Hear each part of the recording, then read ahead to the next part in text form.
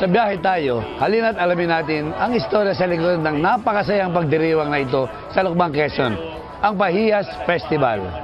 Tara na, biyahe tayo, kasama ang pamilya, barkada at buong grupo, para mag-enjoy ng todo. Binisita ng lakbayin ang magandang Pilipinas ang payak na bayan ng Lucban, Quezon sa kanilang Pahiyas Festival na ginugunita sa tuwing darating ang ika-15 araw ng buwan ng Mayo.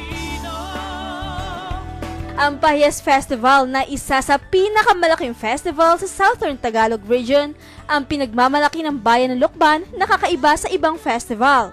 Ang keepings decorations na gawa sa bigas na may kanya-kanyang hugis, kulay at anyo, mga indigenous materials at assorted farm product at horticultural products na nakasabit sa labas ng kanilang kabahayan. Balon ng pateros, ensaymada ng malolos.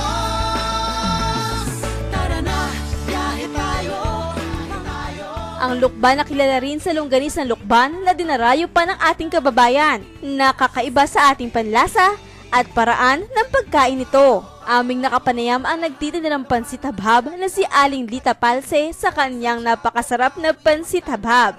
Well, sa amin pong pag-ikot dito sa Lucban, nadaan po kami sa harapan ng pamahalang bayan. Nakita namin si Aling Lita Pansit ito. si Lita Pansit. Ang apelyido niya po, Pansit. Abel. Abel, okay. Abel. Lita Ngayon, Pansit. ating Lita, ito ay inilagay mo rito. Tapos, sabi nga sa amin, ano pangalan itong nakita natin? Bibian. Ito ay tinuro siya kung paano paghabhab. Ganito ba? Oh, yan. Pansit! Nag-shopping ka na ba sa malls ng Metro Manila? At syempre po, bago po kami mag-ikot sa Lucban, ang sinasabing Pahiyas Festival Town, ay si Irene po ng Department of Tourism sa Calabarzon under Director Labit, ay pinakilala po kami sa mga estudyante, Mga estudyante kayo, Bago kami gumala sa loob ng Pahiyas Festival ay sinalubong kami ng mga OGTs ng Department of Tourism upang bigyan kami ng briefings kung ano ang dapat at hindi dapat gawin sa aming paglalakbay. Kayo ang mga magiging tourist guide namin. Yes po, sir. Paano kayo napunta rito? Bali, kami po ay isang klase na nag-OJT po kami. Tapos dito po kami na-assign sa Lucban.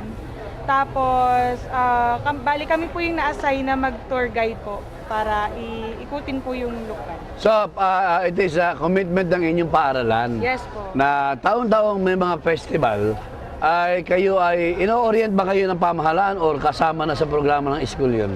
Bali, natututo po kami muna sa school. Na-orient po sa school. Then may additional po yung dito po sa munisipyo. Pero wala incentive to, wala. Wala po, sir. Simulan na natin ang pagbiyahe at atin na pong lakbayin at biyahin ang napakadang bayan ng Lucban. Dito sa Lakbayin ang Magandang Pilipinas. Sa aming paglalakbay ay talaga namang napakaraming tao, mapalokal man at dayuhan ang dumagsa sa kanilang Pahiyas Festival. At ang isa sa mga nakakuha ng atensyon sa amin sa paggagala dito sa Lucban ay hindi lamang siya pinakikilala bilang Pahiyas Festival Town, kundi siya pala ay katulad ng ating bayan ng Angono. Kung Angono is Art Capital of the Philippines, ang ating pong Pahiyas Festival Town ay Art Capital of Quezon Province. So, say mo mga bata. Talaga naman pong napaka-creative kasi ng mga tao dito sa Lucban. Tsaka kitang-kita naman yung proof kung bakit sila naging art capital of Quezon. Iba, napaka-creative at marami tayong matututunan dito. Kaya't amin munang binisita ang kanilang parokya na si San Isidro Labrador, ang patron saint ng mga magsasaka. Sa loob ng simbahan ay kapansin-pansin na ito'y nililok ng panahon na nakakakitaan ng lumang disenyo na hango pa sa panahon ng mga Kastila. Saya ka na ba sa pahiyas at maskara? Bordones at At hindi po maiwasan na siyempre pag pumunta ka sa mga ganitong festival ay ang pagdaan po sa simbahan at ipabot ang tunay na pasasalamat sa mga biyaya. Paglabas namin ng simbahan ay inagapay kami ng aming tourist guide sa Pahiyas Village kung saan makikita ang mga decoration na hango sa Pahiyas Festival. Mga bahay na pinapalamutian ng mga keeping at ibang gawa sa indigenous materials at farm products ng Lucban, Quezon. Biyahe tayo upang ating matamo ligaya at pagkakaibigan. Bawat kalye at bahay ay may kanya-kanyang motif. Kaya't sa aming pag-ikot ay nakapanayam namin ng isa sa may-ari ng bahay na si Donna Concepcion tungkol sa pagdidisenyo niya ng pahiya sa kanyang bahay. Kasama po natin ang may-ari ng bahay na si Ate Donna Concepcion. So, ma'am, itong napakagandang dekorasyon mo, ilang araw po ba ang inubon para matapos? Ito mga 3 to 4 days.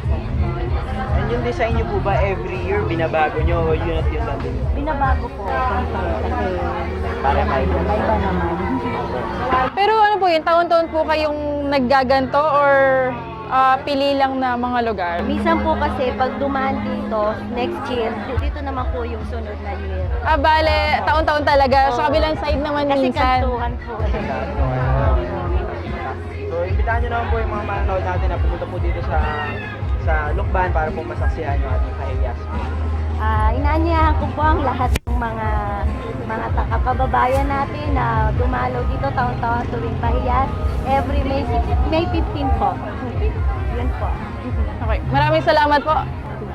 Yan, at tara po at saksihan pa natin ang iba't kaganapan dito po sa ating Pahiyas Festival. Nandito pa rin po tayo sa Lucban, Quezon sa A. Racelis Avenue na makikita natin doon yung Felix and Sol Handicrafts na kung saan yung pinaka-original na gawaan ng mga ganito po. Yes, And marami na itong souvenirs pa. Yes, at itong sombrero na to ay gawa sa buli na isa sa pangunahing produkto nila. Siyempre, and siya nga yung number 1, so marami tayong makikita na kung ano-ano pang souvenirs dito, pasalubong. Sa talaga namang dapat siya lang yung puntahan nyo pag punta kayo dito sa Lucban, Quezon. Tama. So tara, puntahan na Tara, natin. puntahan na natin. Isa pa sa amin napansin ay ang katahimikan ng festival. Kaya't minabuti naming kapanayamin si Police Inspector John Patrick de los Santos tungkol sa gawain ng kapulisan, partikular sa festival. At makakapanayam nga po natin si Police Inspector de los Santos bilang po pakikiisa sa kapayapaan po dito sa Lucban, Quezon. Sir, nabanggit nyo po kanina na hindi kayo dito naka-assign talaga sa Lucban, tama po ba? Saan po kayo galing na station? Bali, galing kami sa Regional Public Safety Battalion.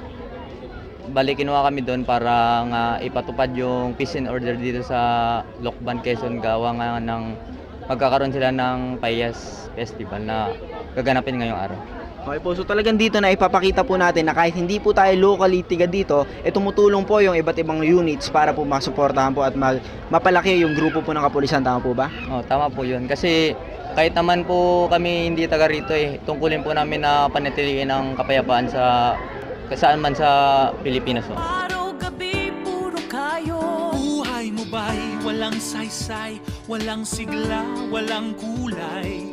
Bawat araw ba'y pareho, parang walang pagbabago?